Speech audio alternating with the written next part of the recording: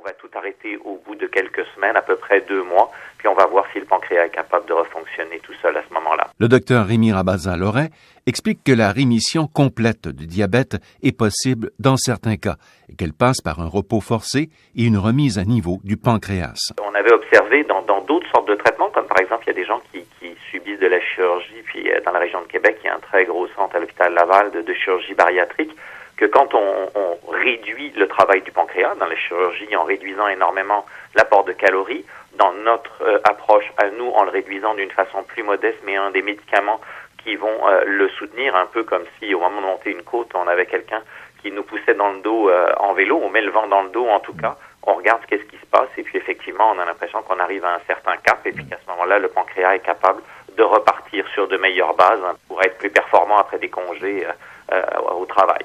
Rémission et diabète, dans la même phrase, voilà un concept nouveau, inconnu, il y a 10 ans. Et la nouvelle arrive à point. L'épidémie est mondiale et la situation est encore plus grave au sein de la population canadienne.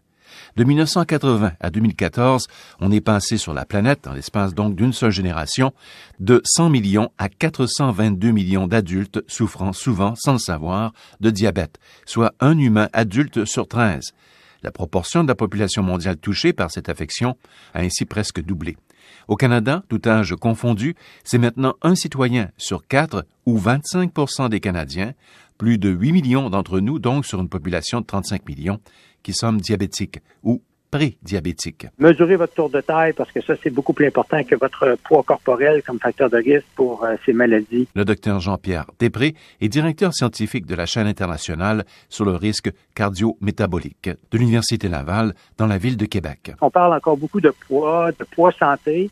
Et moi, comme chercheur, là, si je vous amène dans mon univers, ça fait maintenant 25 ans que je dis que le gras interne, celui qu'on a dans notre cavité abdominale, qui n'est pas nécessairement sous la peau, c'est le plus dangereux pour la santé du cœur et maintenant pour la santé du cerveau, le diabète, un certain nombre de maladies chroniques.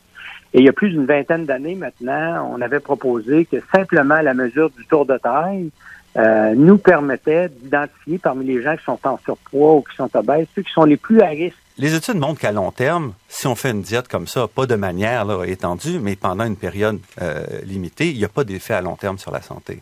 Donc, il n'y a pas de danger majeur. C'est après ça, on retravaille, on reprend nos muscles et tout. Récemment, le physicien québécois Normand Mousseau, professeur de physique bien connu ici, a affirmé s'être guéri du diabète en suivant un régime extrêmement strict. Il a fait part de son expérience dans un livre nouveau, Comment se débarrasser du diabète de type 2, sans chirurgie ni médicaments. Pendant longtemps, on s'est vraiment contenté simplement de regarder les symptômes.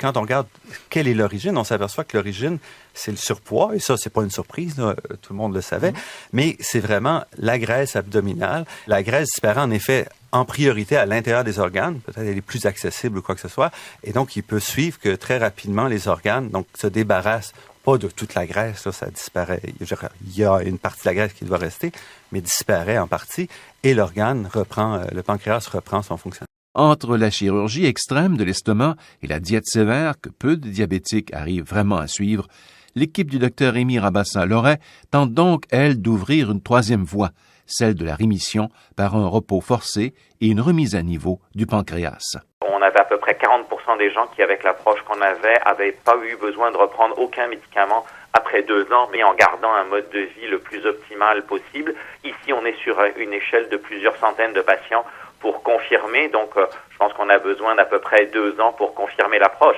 Après ça, une fois qu'elle est confirmée, et sous réserve que les autorités de santé endossent ce genre d'approche, c'est-à-dire que les médecins aient le droit de prescrire dans ce cadre-là, toutes les ingrédients sont déjà disponibles parce que ce sont des médicaments qui sont disponibles depuis plusieurs années.